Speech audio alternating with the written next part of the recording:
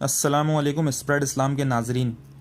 دوستوں، مکہ معظمہ حرمین شریفین کی انتظامیہ نے کعبہ شریف کے ارد گرد کھڑی کی گئی حفاظتی رکاوٹیں ہٹانے کا فیصلہ کیا ہے، تاہم مسجد الحرام میں عبادت گاہوں گزرگاہوں کے داخلے پر بدستور پابندی برقرار رہے گی۔ دوستوں، اگر آپ نے اسلامی چینل کو سبسکرائب نہیں کیا ہے تو ابھی سبسکرائب کر کے بیل آئیکن پر ضرور کلک کیجیے۔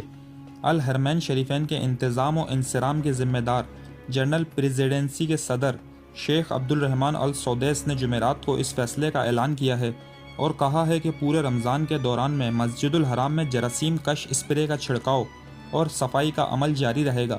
انہوں نے ایک بیان میں کہا ہے کہ پریزیڈنسی اعلیٰ حکام کے ساتھ رابطے کے ذریعے کرونا وائرس سے بچاؤ کے لیے اختیار کردہ حفاظتی اقدام اور تدابیر اور ان کے مؤثر ہونے کا مسلسل جائزہ لے رہی ہے